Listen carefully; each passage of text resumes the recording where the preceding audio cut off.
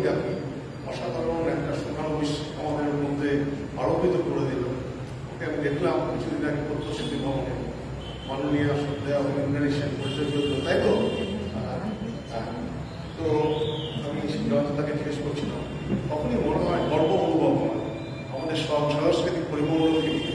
আমরা আমাদের বাঙালি হিসেবে যে বাংলা ভাষা বিভিন্ন উৎকর্ষতাকে এত ভারতবাসী হিসেবে আমাদের ভাবনাকে, এবং সেই ভাবনার একটা বহিঃপ্রকাশ কোনো না কোনোভাবে, নয় নাটকে, নয় গানে, নয় কবিতায়, নয় পুস্তক প্রকাশনীর মধ্যে দিয়ে আমি দেখতে পাচ্ছি এই ছোট্ট খণ্ডে ভূখণ্ডে মেদিনীপুর শহর, মেদিনীপুর জেলার বিভিন্ন প্রান্তে গিয়ে সেটাকে অনুভব করছি, সেইগুলোকে মনের মধ্যে আঙিনে লালন পালন করছি এবং সত্যি কথা অভিভূত হয়ে যাচ্ছি এইটুকু ভেবে যে সত্যি আমাদের এখন বেঁচে থাকার অনেক অবলম্বন আছে, এবং সেটা কখন যে কোথা থেকে কোনটা কি শুরু হয় আর কোথায় শেষ হয় সেটা এই ছোট্ট জীবনে আমরা হয়তো সবটা পরিমাপ করতে পারি না, বলতে পারি না।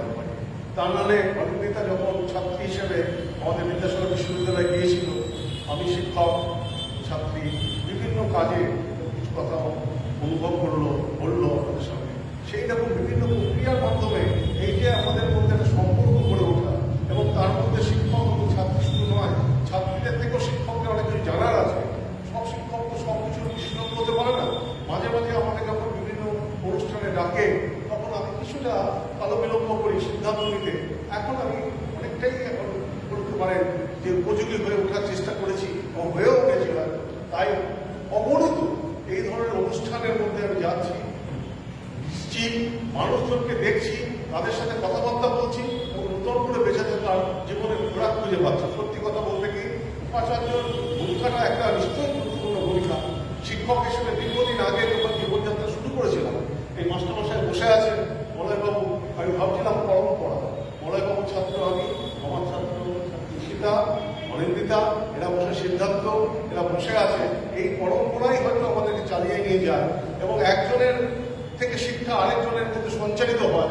কয়েকদিন আগে মেদিনীপুর কলেজে একটি অনুষ্ঠানে ওনারা বসে আছে, অত্যন্ত কষ্ট করে আমাকে আসতে হয়েছিল, কিন্তু এসে আমি খুব আনন্দ পেয়েছিলাম। ফিরে দেখা এই অনুষ্ঠানগুলো নতুন করে আমাদের আজকে যে আমাদের চারদিকের একটা বাতাবরণ পরিষ্কার বিভিন্ন ক্ষেত্রে আমাদের মধ্যে একটা মানসিক চাপের সৃষ্টি করছে, দ্বন্দ্বের সৃষ্টি করছে, তার থেকে বেরিয়ে আসার নতুন করে উপকরণ যোগাচ্ছে।